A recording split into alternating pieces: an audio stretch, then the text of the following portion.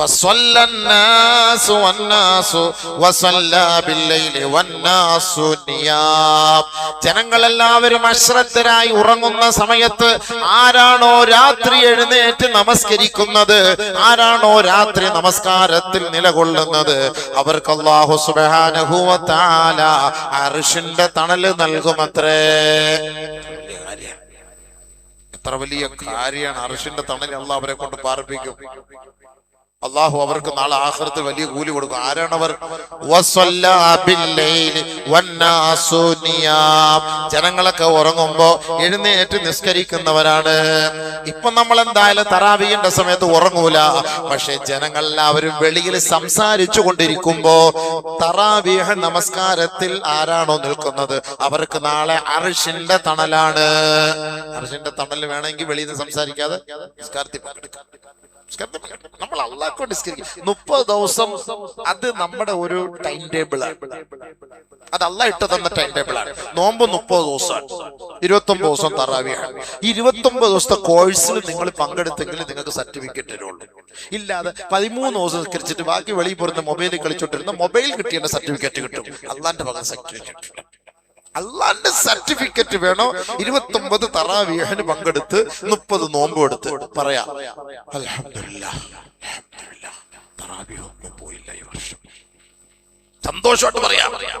Class attend ചെയ്തു. 30 ദിവസത്തെ ഹാജർ. അവിടുന്ന് മലക്കന്നെ വിളിച്ചു. അബൂബക്കറുണ്ടോ, ഉസ്മാനുണ്ടോ, ഉമറുണ്ടോ, അലിയുണ്ടോ? ഹാദിർ ഹാദിർ ഹാദിർ, ലബ്ബൈക് ലബ്ബൈക് ലബ്ബൈക്. എല്ലാ ദിവസവും ഞാനോട് ഉണ്ടായിരുന്നു. അൽഹംദുലില്ലാഹ്. അവന്റെ പേരെഴുതും. നിസ്കാരത്തിൽ ഇത്തിരിയൊക്കെ അങ്ങോട്ടും ഇങ്ങോട്ടൊക്കെ ശ്രദ്ധ മാറിപ്പോയി. അള്ളാഹ് അതൊക്കെ പുറത്തു തരൂല. ഇത് അള്ളാഹൊക്കെ ഇങ്ങനെ നൂലെ പിടിച്ച് നിൽക്കാൻ നോക്കാൻ നിന്നാ നമ്മൾ ആരും രക്ഷപ്പെടില്ല. അപ്പൊ ഞാൻ രക്ഷപ്പെടും. അല്ലാഹു അക്ബർ. ആരും രക്ഷപ്പെടും? ആരും രക്ഷപ്പെടൂല. ലൻ യദ്ഖുല അഹദുകുൽ ജന്നത ഇല്ലാ അൻ യതഗമ്മദഹു അല്ലാഹു ബിറഹ്മതിഹി. ഒരാളും സ്വർഗത്തിൽ പോവൂല, പ്രവേശിക്കൂല അള്ളാന്റെ കരുണയില്ലാതെ. ഇത് കേട്ടപ്പോ സ്വഹാബത്ത് ചോദിക്കുകയാണ്, ഖാലൂ വലാ അൻത യാ റസൂലല്ലാഹ്, അങ്ങും അങ്ങനെ തന്നെയാണോ നബിയേ, താങ്കളും അങ്ങനെ തന്നെയാണോ? ഉടനെ ഖാല റസൂലുള്ളാഹി സ്വല്ലല്ലാഹു അലൈഹി വസല്ലം, അള്ളാന്റെ റസൂൽ മറുപടി പറഞ്ഞു, നഅം നഅം നഅം, അതെ, ഇല്ലാ അയ്യതഗമ്മദനി അല്ലാഹ് എന്നോട് കരുണ ചെയ്തില്ല എങ്കിൽ സ്വഹാബത്തെ എനിക്കും സ്വർഗത്തിൽ കയറാൻ പറ്റൂല. ഒരിക്കൽ നബിയുനാ റസൂലുള്ളാഹി തങ്ങൾ ഒരു ആയത്ത് ഓതുകയാണ്, യുഹാസബഹുല്ലാഹു ഹിസാബൻ യസീറാ ഫഅമ്മാ മൻ ഊതിയ കിതാബഹു ബിയമീനിഹി ഫസൗഫ യുഹാസബു ഹിസാബൻ യസീറാ. ആരുടെ കൈകളിൽ, വലം കൈകളിലാണോ ഗ്രന്ഥങ്ങൾ നൽകപ്പെടുന്നത് അവരെ ലഘുവായ വിചാരണയായിരിക്കും അല്ലാഹു നൽകുക. ലഘുവായ വിചാരണ. ഉടനെ ആയിഷ റളിയല്ലാഹു തആല അൻഹ ചോദിക്കുകയാണ്, യാ റസൂലല്ലാഹ്, എന്താണ് ഈ ലഘുവായ വിചാരണ? എന്താണ് നബിയേ? നബിയുനാ റസൂലുള്ളാഹി സ്വല്ലല്ലാഹു അലൈഹി വസല്ലമ തങ്ങൾ പറഞ്ഞു, ആയിഷ, അല്ലാഹു ചോദിക്കാൻ നിന്ന കുടുങ്ങും ആയിഷ. പിന്നെ ലഘുവായ വിചാരണ എന്ന് പറഞ്ഞാൽ അവന്റെ ഔദാര്യം കൊണ്ട് ജസ്റ്റ് ഒന്ന് നോക്കി സീലടിച്ച് കയറ്റിവിടും. നോക്കാൻ പാസ്പോർട്ട് മൊത്തവും തിരിച്ചു മറിച്ച് നോക്കാൻ നിന്ന നീ തല വെട്ടിപ്പോയിട്ടുണ്ടല്ലോ ഇതിനകത്തൊക്കെ വരും. അപ്പുറത്തപ്പുറത്തൊക്കെ തല 2 സീലുണ്ടല്ലോ ഒരേ ദിവസത്തെ, അതെന്താ? അങ്ങനൊക്കെ ചോദിക്കേണ്ടി വരും. പിന്നെ ജസ്റ്റ് ഓടി വന്ന സമയത്ത് ഫ്ലൈറ്റ് പോകാൻ സമയമായി, സാറെ പെട്ടെന്ന് കയറ്റി കാര്യമായിട്ട് മാനയായിട്ട് ഇങ്ങനൊക്കെ പോയി അവിടെ ദുബായി പെട്ടെന്ന് ഹിസാബ് യസീർ റാഹത്തായി. ഈ 3 മണിക്കൂർ മുമ്പേ വരാൻ പറയണ എന്തിനാ? ഇതൊക്കെ നോക്കി ചെക്ക് ചെയ്ത് റെഡിയാക്കി റാഹത്താക്കാൻ. സമയത്തിന് പോയാൽ നടക്കുവോ? അപ്പൊ റസൂലുള്ളാഹി സ്വല്ലല്ലാഹു അലൈഹി വസല്ലം തങ്ങൾ പറഞ്ഞു, ഹിസാബ് യസീർ എന്ന് പറഞ്ഞ ആയിഷ ആരെയും ഇടങ്ങാറാക്കാൻ പറ്റില്ല. പെട്ടെന്ന് ജസ്റ്റ്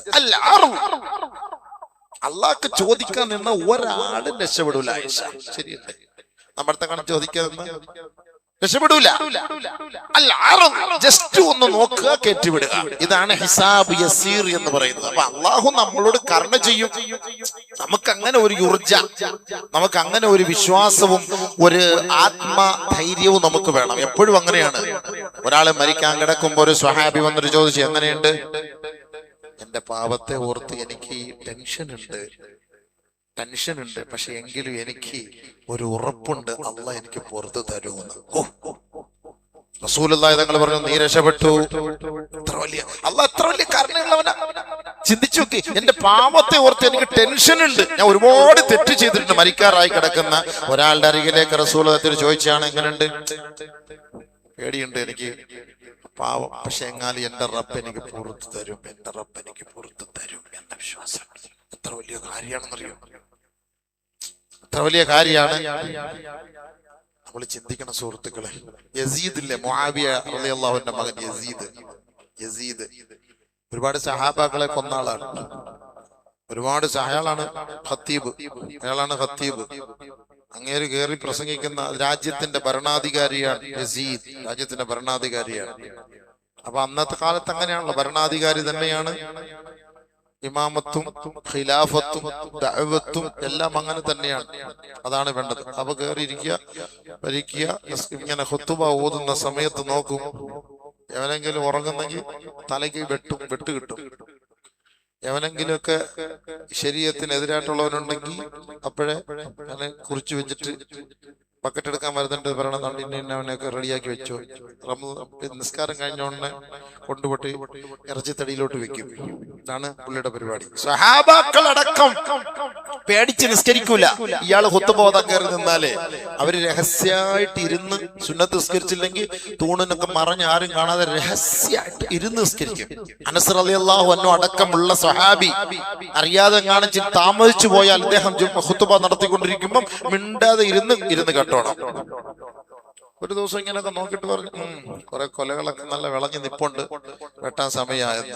സഹാബാക്കളെ നോക്കിയിട്ടാണ് ഈ പറയുന്നത്. ഇയാൾക്കെതിരെ എന്തെങ്കിലും പറഞ്ഞ അവനെ തട്ടുകയാണ്. അങ്ങനെയാണ് യസീദ്, ക്രൂരനായ ഒരു ഭരണാധികാരിയാണ്. സഹാബാക്കൾ അന്ന് താബീയങ്ങൾപ്പെട്ട ആളാ, പറഞ്ഞിട്ട് കാര്യമില്ല. മുആവിയ റളിയല്ലാഹുവിന്റെ മോനാണ്. അത്രയ്ക്ക് ക്രൂരത. ചില സഹാബിയെ വെട്ടി ദിവസങ്ങളോളം ജനങ്ങൾക്ക് ഒരു പാഠത്തിന് വേണ്ടി തൂക്കിയിട്ടു. അയാള് ജംഗ്ഷനിൽ കൊണ്ടുപോയി, മണക്കാട് ജംഗ്ഷനിൽ കൊണ്ടുപോയി ഒരെണ്ണം കെട്ടിത്തൂക്കി അവിടെ ഇടാന്ന് പറഞ്ഞാലേ അത്രയ്ക്ക് ക്രൂരത ചെയ്തിട്ടുണ്ട്. അദ്ദേഹമാണ് ഇമാമത്ത് വയ്ക്കുന്ന ആള്, അദ്ദേഹമാണ് ഖലീഫ, പറഞ്ഞിട്ട് കാര്യമില്ല. അപ്പൊ ജനങ്ങൾ കിതാബിൽ ഇദ്ദേഹത്തെ കുറിച്ച് ഏറ്റവും വലിയ പാവി, ആ ഭയങ്കര തെമ്മാടി എന്നാണ് കിതാബിൽ പോലും പറയാ. അദ്ദേഹത്തിന് വയറിൽ ക്യാൻസർ വന്നാണ് മരിക്കുന്നത്. ക്യാൻസർ വന്ന് കിടക്കുന്ന സമയം, ഭയങ്കര വയറുവേദന എടുത്ത് ടെൻഷൻ അടിച്ച് കിടക്കുന്ന സമയം ആരോ ഒരാൾ അടുത്ത് പോയി, എങ്ങനെയുണ്ട്? എല്ലാരും നിങ്ങളെ കുറിച്ച് മോശം പറയാനുള്ള, നിങ്ങൾ ഒരുപാട് ദുൽമ ചെയ്ത് ഈ ദുനിയാവില്, എത്ര സ്വഹാബാക്കളെ കൊന്ന്, എത്ര ഇതെല്ലാം ചെയ്ത്, അപ്പൊ എല്ലാരും നിങ്ങൾ നരകത്തിലാണെന്നൊക്കെയാണ് പറയുന്നത്. അപ്പൊ അദ്ദേഹം പറഞ്ഞു, അല്ലാഹുവേ പടച്ചവനെ, ഇന്നന്നാസ കുല്ലുഹും യറാനി അന്നീ ഫിന്നാർ, എല്ലാരും എന്നെ നോക്കിയിട്ട് പറയുന്നു ഞാൻ നരകത്തിലാണെന്ന്. പക്ഷെ അന്ത അർഹമുർ റഹീമീൻ, നീ കരുണയുള്ളവനാണ് പടച്ചവനെ, നീ എനിക്ക് പുറത്തു തരണേ അല്ലാഹ്. നോക്കണം, ഇത് ഒരാള് കേട്ടു, അടുത്തിരുന്ന ഒരു സ്വഹാബി ഒരാള് കേട്ടു, താബീയങ്ങൾപ്പെട്ട ഒരാൾ. നേരെ അന്ന് ആ കാലഘട്ടത്തിൽ ജീവിച്ചിരുന്ന ഒരു മഹാനുണ്ടായിരുന്നു, താബീയങ്ങളുടെ നേതാവ് ഹസൻ ബസരി റളിയല്ലാഹു തആല അൻഹു. താബീയങ്ങളുടെ നേതാവാണ്. ഇദ്ദേഹം ഓടിപ്പോയി അദ്ദേഹത്തിന് പറഞ്ഞു, പിന്നെ യസീദ് ചാവാറായി കിടക്കുകയാണ്, ഞങ്ങൾ അടുത്തിരുന്നപ്പോ അയാൾ ദുആരക്കാണ്, പടച്ചോനെ ജനങ്ങളൊക്കെ ഞാൻ നരകത്തിലാണ്, എന്നെ അള്ളാഹു ശിക്ഷിക്കുന്നൊക്കെ പറഞ്ഞു. പക്ഷെ നീ വലിയ കരുണയുള്ളവനാണ് പടച്ചോനെ, നീ എനിക്ക് കരുണ ചെയ്യണേ അള്ളാഹ്, പുറത്തു അള്ളാഹ്. ഉടനെ ഹസൻ ബസരി റളിയല്ലാഹു തആല ചോദിച്ചു, അയാൾ അങ്ങനെ ദുആ ചെയ്തോ? അതെ, അങ്ങനെ ദുആ ചെയ്തു. ഉറപ്പ്? ഉറപ്പ്. നീ കേട്ടോ? ഞാൻ കേട്ടു. അയാള് രക്ഷപ്പെട്ടു. അള്ളാന്റെ കരുണ അതാ, നമ്മൾ ചിന്തിക്കണം. അപ്പൊ നമ്മൾ ഓർക്കും, അത്രയും ക്രൂരന്മാരെ അള്ളാഹു ആ സമയത്ത് പുറത്തു കൊടുത്തു എങ്കിൽ അള്ളാഹു അദ്ദേഹത്തിന് പുറത്തു കൊടുക്കാം, പുറത്തു കൊടുക്കാം അള്ളാഹ്. അതാണ് അള്ളാഹ്. നമ്മൾ ചിന്തിക്കണം, അള്ളാന്റെ കരുണ അതാണ് സുഹൃത്തുക്കളെ. നമ്മൾ ക്രൂരനായി അള്ളാഹ് ചിത്രീകരിക്കരുത്. അവനെ അങ്ങനെ വിട്ടാൽ പോരാ, ഇവനെ ഇങ്ങനെ വിട്ടാൽ പോരാ, അവനെ അങ്ങനെ ശരിക്കും അവനൊന്ന് പാഠം പഠിപ്പിക്കണം എന്നൊക്കെ നമുക്ക് തോന്നും. നമ്മൾ അള്ളാഹ്ക്ക് പ്രോഗ്രാം പഠിപ്പിക്കണ്ട. നമ്മുടെ ടെൻഷൻ കൊണ്ട് ചിലപ്പോൾ അള്ളാഹ് അടുത്ത് പറഞ്ഞു പോകുന്നതാണ്, നമ്മുടെ ടെൻഷൻ കൊണ്ട് പറഞ്ഞു പോകുന്നതാണ്. അപ്പൊ അല്ലാഹു സുബ്ഹാനഹു വ തആല പുറത്തു കൊടുക്കാൻ കാരണക്കാരൻ നമ്മൾ എന്തെങ്കിലും നമ്മളൊന്ന് പറയുമ്പോൾ അള്ളാഹ് പുറത്തു. അപ്പൊ മരിക്കാൻ കിടന്ന സ്വഹാബി പറഞ്ഞു, എനിക്ക് അള്ളാഹുവിൽ ഒരു വിശ്വാസമുണ്ട്, എനിക്ക് എന്റെ റബ്ബ് പുറത്തു തരുമെന്ന് ഞാൻ കരുതുന്നുണ്ട് പടച്ചവൻ നബിയെ. അല്ലാഹുവിന്റെ റസൂൽ പറഞ്ഞു, അങ്ങനെ ആര് കരുതുന്നുവോ അവർക്ക് അള്ളാഹു മാപ്പ് ചെയ്തു കൊടുക്കും. അത് കുറച്ചു നാളൊക്കെ അങ്ങനെ കിടന്ന് പറയണം, പക്ഷെ അങ്ങനെ പറയാനുള്ള തൗഫീഖൊന്നും ഇപ്പൊ കിട്ടുന്നില്ല. അടിച്ച് അപ്പോഴേ പോവല്ലേ, അപ്പോഴും ഒന്നി തട്ടി വീഴാണ്, അല്ലെങ്കിൽ അറ്റാക്ക് വരികയാണ്. ഈ കിടക്കാൻ പിന്നെ കൊണ്ട് വെന്റിലേറ്ററിൽ കൊണ്ട് കുത്തിക്കേറ്റിരുന്ന് എവിടെ പോയി സംസാരിക്കാൻ വേണ്ടി അള്ളാഹ് അടുത്ത് പൊരുത്തം ചോദിക്കാൻ. ഇപ്പോഴത്തെ മരണമൊക്കെ അങ്ങനല്ലേ, പെട്ടെന്നുള്ള മരണം അള്ളാഹ് കാത്തുരക്ഷിക്കട്ടെ. അപ്പൊ അതുകൊണ്ട് നേരത്തെ മുൻകൂട്ടി നമ്മളൊരു തയ്യാറെടുപ്പ് നടത്തണമെന്നാണ് അതിന്റെ അർത്ഥം. നാളത്തേക്ക് നോക്കിയിരിക്കരുത്. അപ്പൊ നമ്മുടെ നമസ്കാരം, ഇബാദത്തുകൾ, പരിശുദ്ധ റമദാനിൽ അള്ളാഹു നമുക്ക് ചെയ്യുന്ന ഏറ്റവും വലിയ നിഅമത്താണ്. ഈ റമദാനിൽ നമുക്ക് ചെയ്യുന്ന കുറെ അനുഗ്രഹങ്ങൾ, അത് പാഴാക്കരുത്. എനിക്കതാ പറയാനുള്ളത്. നമ്മൾ ഇവിടെ ചെയ്യേണ്ട അമലുകൾ അള്ളാഹ്ക്ക് വേണ്ടി നിങ്ങൾ ചെയ്യണം. എന്റെ ഉപദേശമാണ് നിങ്ങളോടും എന്നോടും ഞാൻ ഉപദേശിക്കാണ്. നമ്മൾ എന്ത് ഒരു നന്മ ഈ റമദാനിൽ ചെയ്യാൻ ഉദ്ദേശിക്കുന്നുവോ അള്ളാഹ്ക്ക് വേണ്ടി ചെയ്യുക. അതാരെയും നമ്മള് അത് വലത്തോട്ടും ഇടത്തോട്ടും നമ്മൾ നോക്കിയാൽ അവന് വേണ്ടി ചെയ്ത അത് അതിന്റെ കൂലി പോയി.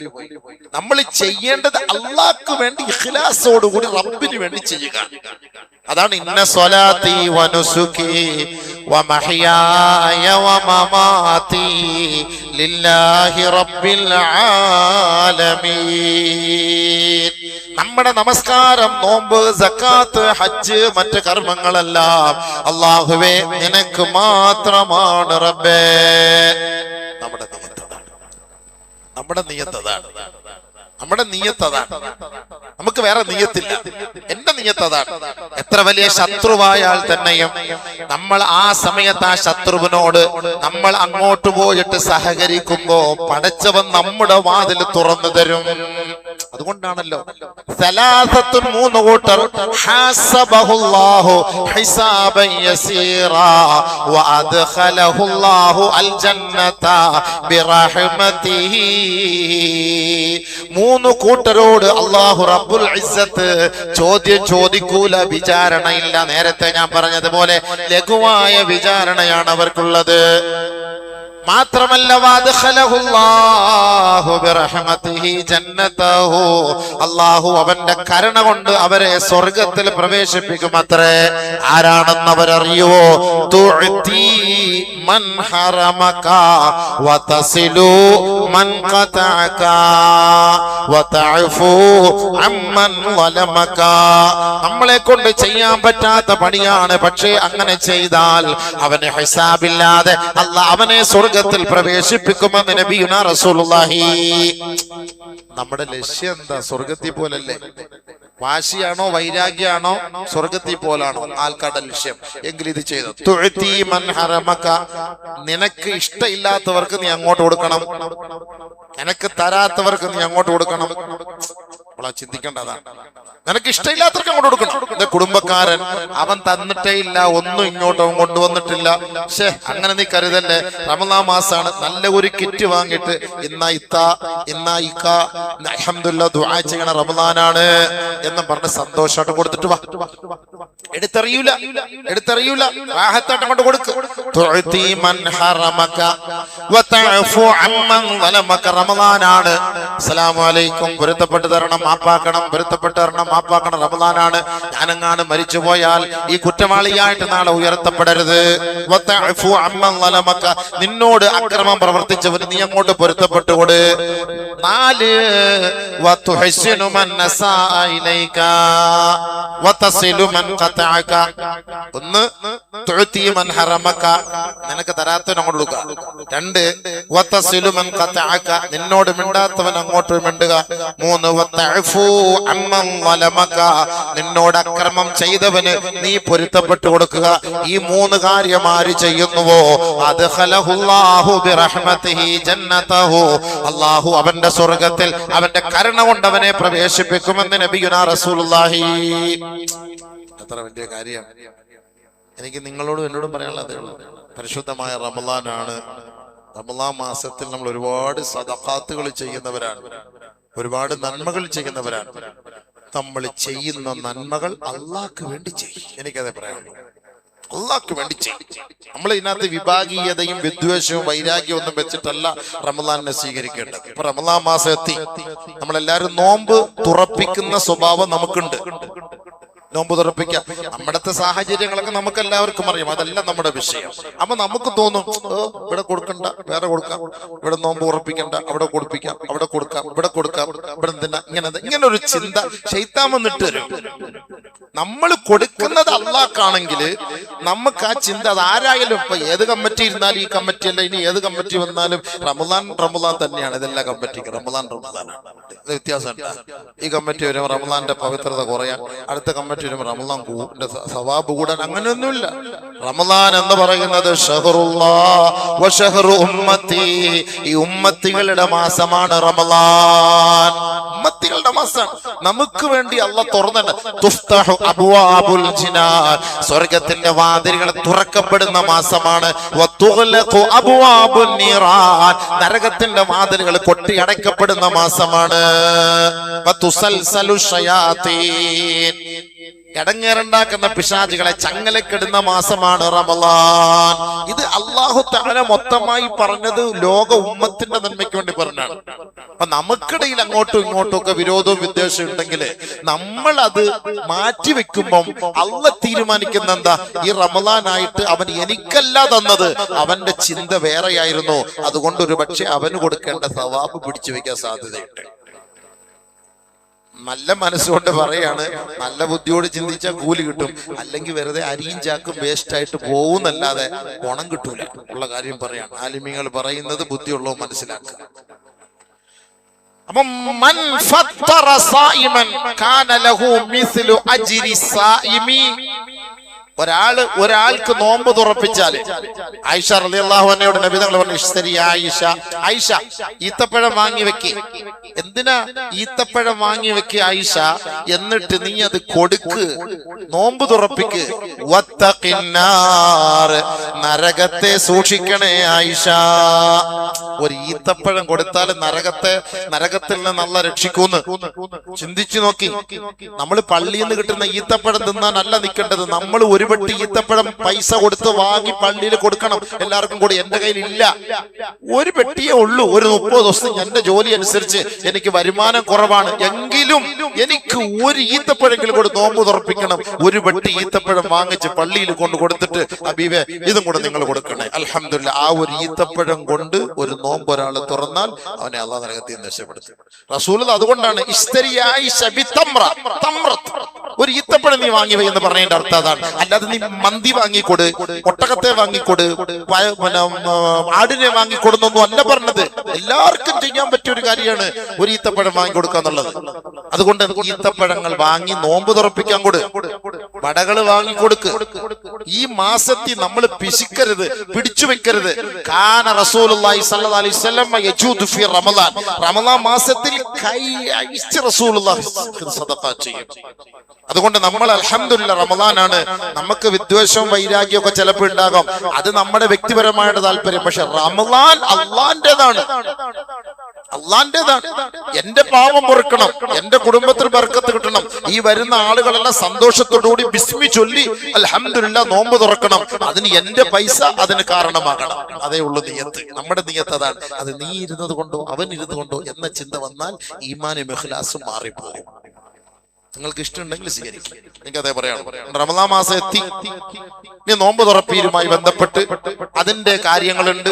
ആ റമദാൻ മാസത്തിലെ കഞ്ഞി എല്ലാ വർഷവും ഉള്ളതുപോലെ 40,000 രൂപയാണ് സാധാരണ കഞ്ഞിക്ക്. ഇറച്ചിക്കഞ്ഞിക്ക് 60,000 രൂപയാണ്. ആ 40,000 10 രൂപ വെച്ച് 4 ഷെയർ.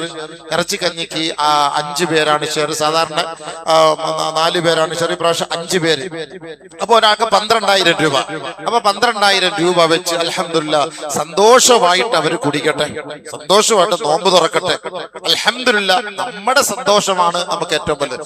ആരെല്ലാം എന്തെല്ലാം എതിർത്താലും മരിച്ചാലും വന്ന് കിടക്കുന്നത് തൊട്ടടുത്താണ്, അടുത്തടുത്തടുത്തടുത്താണ്. ഇടയ്ക്കിടയ്ക്ക് അലി റളിയല്ലാഹു അൻഹു ഖബറിനെടുക്കലൊക്കെ പോയി നിൽക്കും. എന്താണ് വിദ്വേഷമില്ലാത്ത ആൾക്കാരെ കാണാൻ വന്ന അടിയില്ല, വഴക്കില്ല, അധികാരവും വേണ്ട, പ്രസിഡന്റും ആവണ്ട, സെക്രട്ടറി ആവണ്ട, കഞ്ഞി കമ്മിറ്റി ആവണ്ട, പോത്ത് കമ്മിറ്റി ആവണ്ട, മിണ്ടാതെ കിടക്കുന്ന കണ്ടില്ലേ, ഇവരെ കാണാൻ വന്നാണ്. അലി തന്നെ പറഞ്ഞാണ്, ഇത് കാണാൻ വേണ്ടി വന്നാണ്. അപ്പൊ ഇടക്കിടക്ക് ഒന്ന് പോയി നോക്കുന്നല്ലതാ, കബറിനിടക്കൊക്കെ ഒന്ന് പോയി നിന്നിട്ട്, കളിയാ നീ ഒറ്റയ്ക്ക് കിടക്കല്ലേ, കുഴപ്പമൊന്നുമില്ലല്ലോ, ഇവിടെ പ്രശ്നമൊന്നുമില്ലല്ലോ, ആറ്റല്ലേ, സന്തോഷമല്ലേ, അസ്സലാമു അലൈക്കും ദാറ ഖൗമിൽ മുഅ്മിനീൻ. ഇടയ്ക്കിടയ്ക്ക് അതൊരു സന്തോഷം. അവർക്ക് അവിടെ വിഭാഗീയതയില്ല, വൈരുദ്ധ്യമില്ല, വൈരാഗ്യമില്ല, സന്തോഷത്തോടുകൂടി കിടക്കാണ്. ആരും ആരെ കുറിച്ച് ചർച്ചയില്ല, ആഖിറത്തെ കുറിച്ചുള്ള വെപ്രാളത്തിൽ അവർ കിടക്കുന്നത്.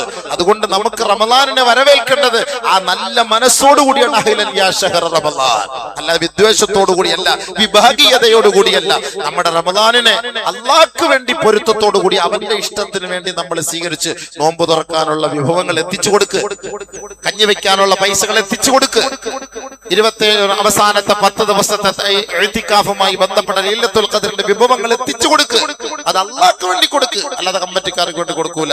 ഇനി ആരെല്ലാം എന്തെല്ലാം പറഞ്ഞാലും നടക്കേണ്ടത് അൽഹംദുലില്ലാ അതിന്റെ രീതിയിൽ നടക്കും. ഞാൻ പറയാണ്, ആരുടെയെങ്കിലും മനസ്സിൽ അങ്ങനെ ഒരു കുടിസ് ചിന്താഗതി ഉണ്ടെങ്കിൽ, ഇന്ന സ്വലാത്തി വ നുസുക്കി വ മഹ്യായ വ മമാതി ലില്ലാഹി റബ്ബിൽ ആലമീൻ, അള്ളാഹ്ക്ക് വേണ്ടിയാണെന്നുള്ള ഒരു ചിന്തയോടുകൂടി നമ്മൾ ചെയ്യണം എന്ന് എന്നോടും നിങ്ങളോട് ഞാൻ വസിയത്ത് ചെയ്യാണ്. അല്ലാഹു സുബ്ഹാനഹു വ തആല ഈ പരിശുദ്ധമായ റമളാനിനെ അവന്റെ പൊരുത്തത്തോടുകൂടി നമുക്ക് മുന്നോട്ട് കൊണ്ടുപോകാൻ അല്ലാഹു നമുക്ക് ഏവർക്കും തൗഫീഖ് നൽകട്ടെ.